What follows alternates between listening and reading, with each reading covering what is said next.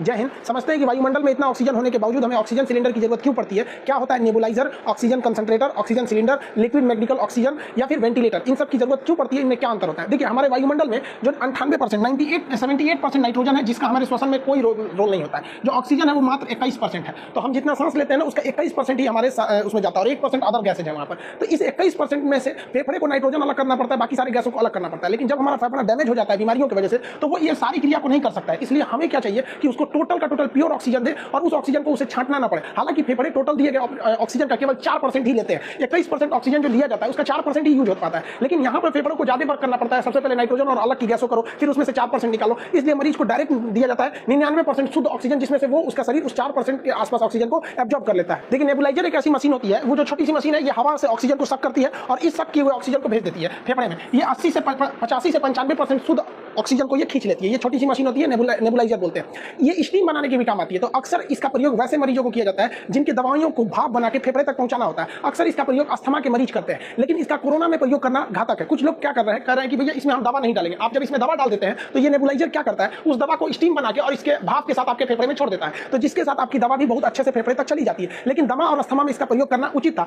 लेकिन इस तरह के अस्थमा के कोरोना के मरीज को इसका प्रयोग करना ठीक नहीं है, क्योंकि इसमें उतना ऑक्सीजन नहीं रहता है जितना कि कोरोना के पेशेंट को चाहिए रहता है। अब ऑक्सीजन कंसंट्रेटर क्या होता है? ये एक छोटा सा डिवाइस होता है जो हवा से ऑक्सीजन को सक करता है, उसमें से धूल कण, कार्बन डाइऑक्साइड और नाइट्रोजन को बाहर करके हमें ऑक्सीजन देता है। ये एक डिवाइस होती है, ये कई शेप में आती है, कुछ पोर्टेबल भी होते हैं, छोटे होते हैं, कुछ बड़े साइज के भी होते हैं। इनमें 90 से 95% शुद्ध ऑक्सीजन होता है, यानी ये नेबुलाइजर से ज्यादा मात्रा में ये ऑक्सीजन हमें प्रोवाइड कर सकते हैं और ये 24 घंटे में ऑक्सीजन दे सकते हैं, क्योंकि इन्हें बिजली या फिर बैटरी के सप्लाई से चलाया जाता है। ये ऑक्सीजन सिलेंडर की तरह इसमें कभी ऑक्सीजन खत्म नहीं होता है। अगर इसमें पावर सप्लाई है तो ये ऑक्सीजन कंटिन्यूअस बनाते रहेगा। इसमें ऑक्सीमीटर लगा रखे हैं, इसमें ऑक्सीजन का फ्लो को भी कंट्रोल किया जा सकता है। ये जो होते हैं ये इसमें ना सीरियस मरीज के लिए इसका प्रयोग नहीं किया जा सकता। ये केवल माइल्ड यानी हल्के या फिर मीडियम मॉडरेट लेवल के मरीजों के लिए इसका ही प्रयोग किया जाता है। सीरियस प्रयोग नहीं हो सकता, इसलिए इसे आईसीयू में नहीं रखा जाता। ऐसा क्यों नहीं रखा जाता है? देखिए जो ऑक्सीजन कंसंट्रेटर होता है इसका जो ऑक्सीजन का प्रेशर होता है वो बहुत लो प्रेशर होता है। ये 1 मिनट में 5 से 10 लीटर ही ऑक्सीजन देता है। 1 मिनट में 5 से 10 लीटर ऑक्सीजन को ये फ्लो करा सकता है। लेकिन जो एक गंभीर रूप से मरीज बीमार है, जो आईसीयू में है, कोरोना एकदम भयानक स्थिति में है, उसको 40 से 50 लीटर ऑक्सीजन चाहिए जो आईसीयू में रहते हैं। तो ये केवल 5 से 10 लीटर ऑक्सीजन प्रति मिनट दे सकता है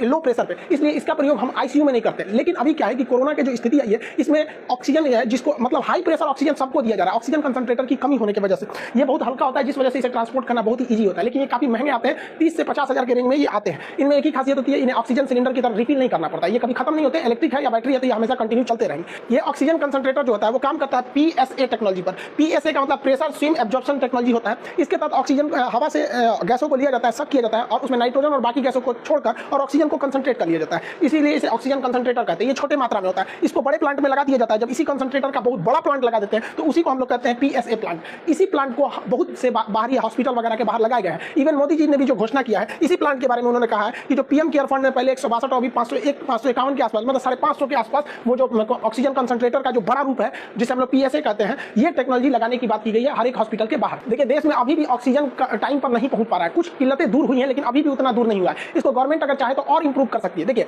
जितने ऑटो इंडस्ट्री होते हैं, गाड़ियां जो सड़क पर चलती हैं, इनके टायरों में नाइट्रोजन गैस भरा होता है और इन्हें बनाने के लिए भी नाइट्रोजन जनरेटर होता है जो काफी सिंपल काम करता है। वो भी पीएसए टेक्नोलॉजी पर ही काम करता है। वो क्या करता है, हवा को लेता है, सब करता है और कंप्रेसर लगाता है। कंप्रेसर के बाद वो क्या करता है, उसको अलग अलग उसके जितने भी पार्टिकल्स है उसे साइड कर देता है और ऑक्सीजन गैस को छोड़ देता है और नाइट्रोजन गैस को एक जगह इकट्ठा कर लेता है। तो और उसी नाइट्रोजन गैस को गाड़ियों के टायर वगैरह में भर दिया जाता है। इसमें एक सिंपल सी टेक्नोलॉजी होती है, एक फिल्टर लगा होता है। उस फिल्टर से जब हम ऑक्सीजन और नाइट्रोजन को गुजारते हैं तो वो ऑक्सीजन को क्या करता है, हवा में रिलीज कर देता है और नाइट्रोजन को पकड़ लेता है, जिससे कि नाइट्रोजन गैस उस जनरेटर के पास इकट्ठा हो जाती है और एक बड़े से टैंक में उस नाइट्रोजन गैस को रख लिया जाता है। और जब आप गाड़ियां भरवाने जाते हैं, जब गाड़ी मोटरसाइकिल या 4 व्हीलर में, तो आपको इस तरह की मशीन देखने को मिलती होगी। ये आपके टायर में नाइट्रोजन भर देती है। जहां इस नाइट्रोजन की बहुत ज्यादा जरूरत होती है वहां इस तरह का चीज प्रयोग करते हैं। चिप्स के पैकेट, नमकीन के पैकेट या जो भी पैकेटिंग सामान पैक होता है उसके अंदर हवा भरा होता है, वो नाइट्रोजन ही गैस होती है। तो ये नाइट्रोजन गैस काफी सिंपल तरीके से बनाया जा सकता है। लेकिन अगर गवर्नमेंट चाहे तो इसके फिल्टर को चेंज कर सकती है और इसी से ऑक्सीजन बना सकती है, क्योंकि यहाँ जो फिल्टर लगा होता है वो फिल्टर ऑक्सीजन गैस को हवा में छोड़ देता है और नाइट्रोजन को रख लेता है। अगर इसके फिल्टर को हम चेंज कर दे और ठीक इसका रिवर्स कर दे कि ये नाइट्रोजन को छोड़ दे और ऑक्सीजन को रख ले, तो जितने ऑटोमोबाइल इंडस्ट्री है या चिप्स पैकेट ये सब बनाने वाली कंपनी है, उन सबके पास नाइट्रोजन गैस का प्लांट है। उन गैस प्लांट से हम ऑक्सीजन इजीली जनरेट कर सकते हैं। और ये फिल्टर बनाना बहुत बड़ा काम नहीं है। अगर सरकार चाहे तो 48 घंटे में ऐसे फिल्टर बना के और एनओसी देके उसे तुरंत तत्काल प्रभाव में लिया जा सकता है। और हमारे देश में जहां जहां भी नाइट्रोजन प्लांट है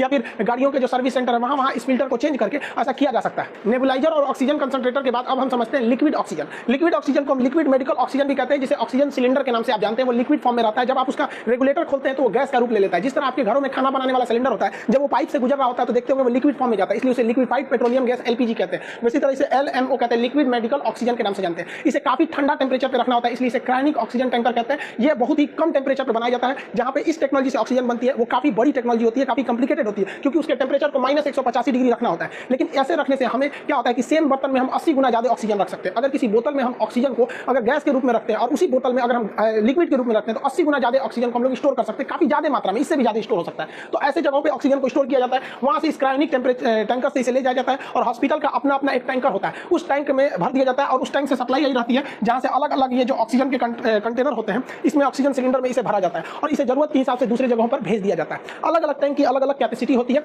अब आप कहेंगे कि सर जो मरीज सीरियस है उसकी क्षमता जो होती है वो 1 मिनट में 50 लीटर सांस ले लेता है, तो ये कितने क्षमता के होते होंगे? तो अलग अलग इसकी कैपेसिटी होती है, साइज के हिसाब से कैपेसिटी होती है। ये लगभग 4000 लीटर की क्षमता का भी आता है पर मिनट। अगर आपको 50 लीटर की जरूरत है तो इसके पास जो क्षमता होती है बड़े साइज वाले 4000 से 5000 लीटर की क्षमता होती है। तो अलग अलग क्षमता पे इसे अलग अलग जगहों पर ले जाया जाता है। इस लिक्विड ऑक्सीजन यानी ऑक्सीजन सिलेंडर की खासियत क्या होती है? इसमें 99% शुद्ध ऑक्सीजन पाया जाता है और ये बहुत ही प्रेशर के साथ भेजता है। प्रेशर के साथ भेजने की वजह से इसमें ऑक्सीजन का मात्रा ज्यादा रहता है, 40 से 50 लीटर ऑक्सीजन पर मिनट दे सकता है, जिस वजह से इसका प्रयोग हम सीरियस मरीजों के लिए करते हैं जो आईसीयू में भर्ती होते हैं। लेकिन इनकी समस्या यही है कि इनसे आप 24 घंटे सप्लाई नहीं ले सकते हैं। जैसे इनका टैंकर खाली होता है तो ये सप्लाई देना बंद कर देते हैं, इन्हें रिफिलिंग करना पड़ता है। लेकिन एक प्लस पॉइंट यह है कि इनको किसी भी तरह के पावर की जरूरत नहीं पड़ती है, इन्हें इलेक्ट्रिक सप्लाई या बैटरी सप्लाई की जरूरत नहीं पड़ती। अभी ज्यादातर प्रयोग हॉस्पिटलों में इसी का प्रयोग हो रहा है, यही ट्रेडिशनली प्रयोग होता ही आया है। एम्बुलेंस वगैरह के अंदर भी यही रखा रहता है। ये क्या करता है, ऑक्सीजन को प्रेशर के साथ इस ऑक्सीजन मास्क के साथ यहाँ छोड़ देता है और मरीज को खुद से सांस लेना पड़ता है। इसमें मरीज खुद सांस लेता है, लेकिन बहुत बार ऐसा होता है कि मरीज सांस नहीं ले पाता, उसके फेफड़े इतने डैमेज हो जाते हैं, इतना काम नहीं कर पाते। कभी जैसे कोरोना के मरीज हो गए या फिर एक्सीडेंट हो गया या कोई बड़ा ऑपरेशन हो गया जिसमें ब्रेन को मतलब एनेस्थीसिया देना पड़ता है, तो फेफड़े जब काम नहीं कर पाते हैं, खास करके अभी के वक्त में तो कोरोना चल रहा है, तो जब फेफड़े काम नहीं करते हैं तो उस स्थिति में हमें बाहर से ऑक्सीजन को ढकेलना पड़ता है। यहाँ क्या था कि ये ऑक्सीजन सिलेंडर यहाँ से ऑक्सीजन छोड़ता था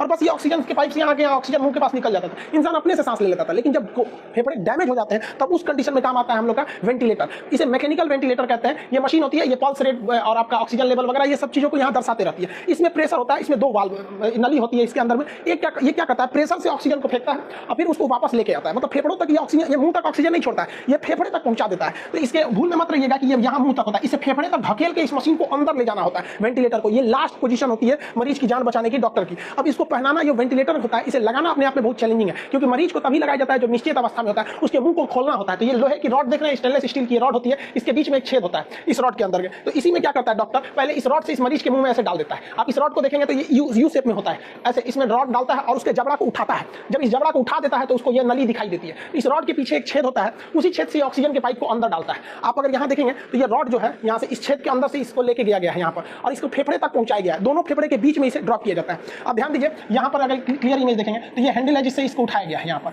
और इसके पीछे खाली जगह होता है, उसी से इस पाइप को ले आके अंदर यहाँ देखिए इस पाइप को यहाँ छोड़ दिया गया। फिर बाद में इस लोहे वाले को बाहर निकाल दिया जाता है। वो केवल मैकेनिकल सपोर्ट देने के लिए था और उसका जबड़ा उठाने के लिए, वरना ये गला सट जाता है। कभी कभी ये मिलता नहीं है तो डॉक्टर को इसे यहाँ से उठाना भी पड़ता है, काफी मुश्किल काम होता है। उसके बाद एक और चैलेंजिंग काम क्या होता है कि जो यहाँ पर हम लोग ऑक्सीजन का ये पाइप ले गए हैं, इस पाइप के मुंह को हम लोग कफ कहते हैं। ये बीचों बीच रहना चाहिए। ये ट्रैकिया होता है, इसको बायोलॉजी के क्लास में आपको रेस्पिरेशन तक तो पढ़ाई दिए थे। ये ट्रैकिया है, यहाँ से 2 बार हो जाते हैं ब्रोंकाई, और फिर आगे जाके ब्रोंकियोलेस होता है, फिर एल्वेली होता है। तो इस कफ को ना यहाँ पर ले आकर रखना होता है ताकि ऑक्सीजन दोनों फेफड़े में बराबर जाए। और अगर ज्यादा नीचे ला देंगे, जैसे यहाँ देखिए ये कफ को यहीं पर रखा हुआ है यहाँ पर, और यहीं से ऑक्सीजन को छोड़ देना है ताकि दोनों फेफड़े में ऑक्सीजन बराबर जाए। और अगर एक साइड में हो जाएगा तो एक ही फेफड़े में ऑक्सीजन जाएगा। और इतना लगाने जब ये लगा दिया जाता है तो अब उसके बाद से इस मशीन से प्रेशर दिया जाता है फेफड़े में, और वो मशीन जब फेफड़े में प्रेशर देती है तो हवा अंदर जाता है लंग्स में, फिर यही मशीन उसको निगेटिव प्रेशर करके वापस खींचती है। एक बार ढकेलती है, एक बार खींचती है। ये लास्ट होप होता है मरीज को बचाने के लिए। आप ओपीडी, इमरजेंसी या आईसीयू वार्ड सुने होंगे। देखिए ओपीडी क्या होता है, इसका फुल फॉर्म होता है आउटर पेशेंट डिपार्टमेंट। जैसे पटना, एम्स पटना का ये ओपीडी है। इसमें क्या होता है, कोई भी बाहरी मरीज जो है, जो चलने फिरने के काबिल है, जिसको कोई बीमारी हुई है, वो सबसे पहले ओपीडी में आता है। डिपार्टमेंट है ओपीडी। इस ओपीडी डिपार्टमेंट के बाद पूछता है काउंटर कहाँ है, तो काउंटर पे जाके वो अपना नाम पर्ची उर्ची करवाता है। यहाँ उसको पर्ची मिलता है जहाँ बताया जाता है उसे कौन डॉक्टर और किस कमरे में देखेंगे, तो उसमें कमरा नंबर वगैरह डॉक्टर बता दिया जाता है। फिर आप जाते हैं डॉक्टर के पास। डॉक्टर के पास जब जाते हैं ओपीडी के बाद पर्ची कटाने के बाद कब नंबर आया, डॉक्टर जब देखते हैं तो डॉक्टर आपको दवा लिखते हैं, फिर बुलाते हैं कि अगले दिन आइएगा। या कभी कभी डॉक्टर देखते हैं कि नहीं इनकी तबीयत ज्यादा खराब है, इन्हें ऑपरेशन या वगैरह किसी चीज की जरूरत है, तो आपको ऑपरेशन के लिए भी बुला सकते हैं। हो सकता है कि वो उसी दिन ऑपरेशन के लिए एडमिट ले ले, अक्सर ऐसा होता नहीं है, वो आपको किसी और दिन एडमिट के लिए बुलाते हैं। फिर आपको वो एडमिट करके आपका ऑपरेशन थिएटर, जिसे शॉर्टकट में ओटी कहते हैं, तो ऑपरेशन थिएटर में ले जाते हैं और आपका ऑपरेशन कर देते हैं। ऑपरेशन करने के बाद अब आप ऑपरेशन थिएटर में आराम नहीं कीजिएगा, आपका रिश्तेदार हुआ जाके खाना ना खिलाएगा, कहीं ना कहीं रखेगा। तो जब आप अगर आप नॉर्मल मरीज हैं तो आपको ऐसे ही वार्ड में शिफ्ट कर दिया जाता है। लाइन से ऐसे चौकी लगा लाता हुआ बैठा रहिए यहाँ पे। और अमीर आदमी है तो आपको एक रूम दे दिया जाता है, और नॉर्मल है तो इसे वार्ड में रख दिया जाता है। इस वार्ड में डॉक्टर कभी कभार 3-4 घंटा पे आ जाता है, क्योंकि जो सीरियस मरीज नहीं रहते हैं उन्हीं को ओपीडी में ले जाया जाता है, नॉर्मल वालों को। तो जिनका ऑपरेशन है उसी वही ऑपरेशन थिएटर और वार्ड में जाते हैं, और नहीं जिनका ऑपरेशन नहीं होना है, नॉर्मल दिखाना है, किसी को ब्रेन दिखाना है, आंख दिखाना है, ये अगर ऑपरेशन नहीं है तो ओपीडी में जाइए, पर्ची कटाइए, डॉक्टर से मिलिए, दवाई लिख के जाइए, कब खाना है खा के आइए। लेकिन एक होता है इमरजेंसी डिपार्टमेंट। इमरजेंसी में कोई खुद नहीं जा पाता है, कोई दूसरा आदमी ले जाता है। मान के चलिए भयानक एक्सीडेंट हो गया, कोई गोली मार दिया, कोरोना का एकदम सीरियस मरीज हो गया, तो इस सब में इमरजेंसी होता है। यहाँ पर आप तुरंत पर्ची, यहाँ पे पर्ची कटाना थोड़ा सिंपल होता है। इमरजेंसी में जैसे जाते हैं तुरंत आपको आईसीयू में भेजा जाता है। इंटेंसिव केयर यूनिट, आपकी गहन जांच होगी। आईसीयू में जब आप रहिएगा ना तो एनी टाइम वहाँ डॉक्टर और नर्स रहते हैं, जबकि वहीं ओपीडी के वार्ड में रहिएगा तो आपको एनी टाइम यहाँ डॉक्टर नर्स नहीं मिलेंगे, क्योंकि नॉर्मल मरीजों को रखा जाता है, बहुत सीरियस नहीं रहते हैं। लेकिन अगर आईसीयू में रहेगा तो इंटेंसिव केयर यूनिट 24/7 मतलब 24 घंटा आपके पास कोई ना कोई निगरानी रहेगा। इसमें ये बहुत ज्यादा होता है। अगर इसमें तबियत अगर आपकी बिगड़ती है, मान के चलिए एक्सीडेंट हुआ या कुछ हो गया है, अचानक तबियत बिगड़ती है, तो डॉक्टर आपको देखने के लिए आते हैं। और अगर मान के चलिए डॉक्टर को लगा नहीं एक्सीडेंट हुआ या ऐसा कुछ हुआ है, इसका ऑपरेशन करना पड़ेगा, तो इस आईसीयू से उठा के तुरंत आपको ऑपरेशन थिएटर यानी ओटी में ले जाया जाता है और वहाँ ऑपरेशन कर दिया जाता है। एक तो पहले आप सीरियस थे, इमरजेंसी में खुदे थे, उस पर से कर दिया ऑपरेशन और वो चीरफाड़ हो गया, अब आपकी और जरूरत है तो आपको आईसीयू का जो वार्ड होता है, आईसीयू वार्ड ये वाला जो होता है, ये बहुत वीआईपी व्यवस्था होता है। यहाँ हर एक मशीनें आपके लिए अवेलेबल होती है। ऐसा नहीं कि थर्मामीटर बुखार नापना तो दूसरे से लाएगा, सब आपके लिए वहाँ पर्सनल रहेगा, आपकी सारी मशीनें वहाँ अवेलेबल रहती है। तो ये आपको आईसीयू वार्ड में एडमिट कर दिया जाता है। जब आपकी तबियत ठीक ठाक होने लगती है, सही हो जाता है, तो आईसीयू वार्ड से उठा के आपको जनरल वार्ड में भेज दिया जाता है, जो नॉर्मल मरीजों के लिए रखा गया। इसके बाद आपको घर भेज दिया जाता है। आई होप कि आप इन सारी चीज़ों को समझे होंगे, लेकिन हम भगवान से यही दुआ करते हैं कि आप में से किसी को भी इन सब चीज़ों को देखने की नौबत ना आए। अब जब तक कोरोना नहीं चला जाता है, आप सब सेफ रहिए। कम से कम 15 से 20 मई तक तो अपने घर में ही रहिए, क्योंकि हॉस्पिटल में जगह ही नहीं है। मरीज डॉक्टर परेशान है, इतने मरीज हैं कि वो सबका ख्याल नहीं रख पाते हैं लोग। डॉक्टर भी एक इंसान होते हैं, वो भी झिझला जा रहे हैं वहाँ, इतने मरीज हो गए और जगह नहीं है। पर डे 4 लाख मरीज मिलना, सिस्टम चरमरा जाता है। हॉस्पिटल इतना नहीं है भारत में, इसलिए जहाँ है सेफ रहिए, सुरक्षित रहें। हम बहुत जल्दी इस कोरोना को जंग जीतेंगे, लेकिन ऐसा ना हो कि इस कोरोना की जंग जीतते जीतते हम अपने बहुत सारे साथी खो दें। हमें जीतना भी है और अपने साथियों के साथ भी चलना है। आप जहाँ रहें सुरक्षित रहें। मिलेंगे नेक्स्ट क्लास में। जय हिंद।